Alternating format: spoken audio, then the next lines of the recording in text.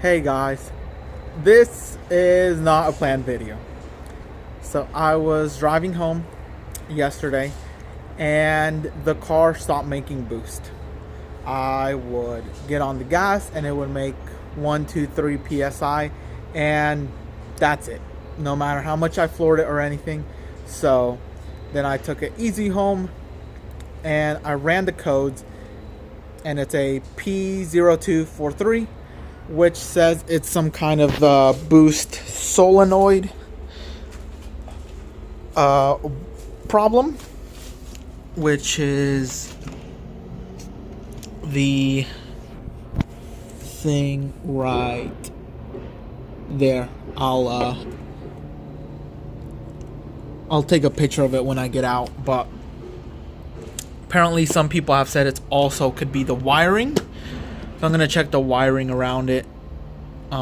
Maybe check out, there is a little bit of an oil leak. It's a little bit dark here in the garage, but check that out. This wasn't really a planned video, but car did break down, no boost. So I'm gonna go ahead and video it, see what I can find, see what I replace, and see if I can fix this in case anyone else has the same problem and it can be helpful. Okay, so got the solenoid out and it's covered in oil, but the main thing is that the turbo, it's from these, turbo itself is leaking a lot of oil. Let's see if I can get this to focus. It's just leaking oil out of it. So I think the plan of attack is take the turbo out and just have it be sent to be rebuilt. Probably the best idea, because I think from the back and then this line right here, if it can focus, it's also leaking oil. So turbo's leaking oil from everywhere. So I think the plan of attack is get the turbo rebuilt, get a new solenoid, throw on there, and pretty sure that should be the problem, because some people were saying, oh, it's the wiring. The connectors seem to be fine. Like, they don't really seem to be broken or cut. So to me, this seems fine. So we're now taking the turbo off, which I'm like halfway there to taking it off. Pretty simple so far. You just take the 2 bolts off here, move it to the side. There's gonna be a water line here.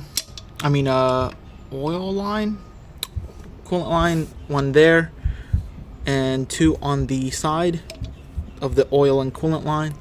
One back here, which I've heard a lot of people struggle with, and I didn't. It probably took me a minute to take off. I just had one of these 10 mil on a slim, and yeah, just like that, and just pop right off. So those 2 bolts, I took this line off, took off the boost solenoid off of it, unplugged the 2 O2 sensors, and took the downpipe off. If you have a stock downpipe, you have to remove it through the bottom, but I have the catless one, so just pulled it out the top pretty easily. But yeah, it's going pretty good, and I think now I just need the 4 bolts holding the turbo to the manifold, which those are going to be pretty tricky to get, but besides that, it looks like it's almost ready to come out. So we got the turbo out, and the last little bit was just taking the 4 bolts nuts off the studs, which it's going to be a little tight in there, but I was able to get them all from the top. I didn't go underneath the car or anything, just got it from the top. Just use a regular ratchet. It will be tight, but it is possible. And once you're doing that, you're also going to notice that mine is quite leaky, so I'm gonna go ahead and this is the oil return. This one right here that had 2 bolts, and this you can just pop out, and there's gonna be a seal on this, which you can replace, and I'll have the part numbers for everything listed here in a minute. But this was leaking, and you can see all the oil that was leaking from it. So I'm gonna go ahead and replace that seal, and then also the seal on this, so it does not leak anymore. So if you're like me, you don't want to leave these rusty old studs in. You're gonna want to take them out and install new ones on here. Problem is, these old ones are very rusty, so if you try to use an Allen key like this, see if you can see that, it's just gonna break off. So I threw on some PB Blaster and have been hitting it with it, and it's been working good. I already took one off, didn't break, so you just move it back and forth. Let me put the phone down if I can get a shot for y'all. Let me see if I can yeah,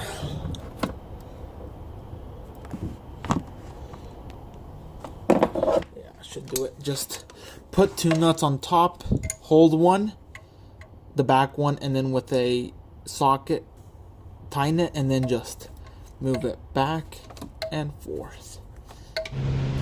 So the new studs are installed, which that is the part number right there for them, and we threw the new gasket on there, which will be used between the exhaust and a new turbo. And now our new turbo did not come with studs, so that is the part number for these studs, because these are bigger and they are a different size than the ones from the engine to the turbo. The turbo to the exhaust, these are bigger, so make sure you get the correct ones. Again, that's the part number for these, and these will go onto the exhaust, to the turbo, not the exhaust, and to the bracket right there. So you will need 5 of these. Looks like the turbo is now ready to be thrown back on. I went and installed the boost solenoid back in and installed the oil return line with a new gasket, and I lost one of the old bolts, so I ended up having to run to the store and get a new one, which if you have to, they are M6 by 1.0 by 16, just local hardware, because I lost it. And then of course a new seal, which for that one the part number is right, oh, let's see if I can get it right there, but I'll have it in the description of the video. And of course studs are all back on, so let's throw this thing back on. And we are almost there. Look at that, guys. The turbo is officially mounted. We just got to finish up all the little things attached to it, but it is in there. It's secure. And if you guys are doing this yourselves, these are the nuts to hold the turbo on. If you install new studs, probably want new nuts to go on it. So that's the part number, and this will be the part number for the oil gasket. The top one right there, that's the oil one, and it is different from these two in front. Those are the 2 coolant lines, and those will need new gaskets, and the part number for that will be right there. These look similar, but they are different, so make sure y'all get the right ones. But besides that, we're pretty close to getting done. We just need to install the intake and reconnect the exhaust and the O2 sensors, and that's basically it. We are almost there. We are in the home stretch. Let's finish this up. So everything is back, well, except one thing. So as y'all can see, yep, that's not hooked up. Had to get a new one. Unfortunately, mine at that piece just cracked, and I didn't really want to wait more time for one to come in, so I went to the local GM dealership. They keep one in stock. Very overpriced. This little piece was $150, so definitely recommend you buy one online, not at the dealership. But I really could not wait any longer. This video is just 15-20 minutes, but it has actually been like 3 weeks since the turbo went out, for all the parts, every gasket and everything to get here. So I am really ready to get this back on the road. So let's throw this new piece on, which should be just a minute, and let's get it started.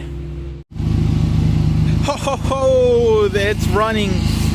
So it's not ready really to be driven yet, because I added a little bit more coolant, but I guess I lost more than I thought. So I'm gonna go ahead and add more coolant.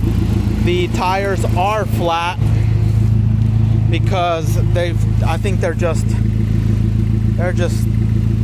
really bald, and I do have new ones coming in this week, so no problem there. And it is smoking, but that's normal because they add oil to the turbo so it doesn't rust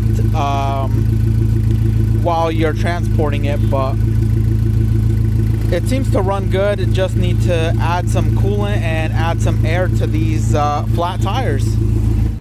Not the best next part of the video, but I am here at a gas station, and yeah, I'm not sure what happened. I drove the car around for a good bit, and it seemed to be doing good. And now we just got a misfire on cylinder 1 and 2. But the turbos seemed to be just fine. I was getting boost pressure, which I wasn't before. So I don't think it's a turbo. I think it's something else. But let me dig into it and see what I can find.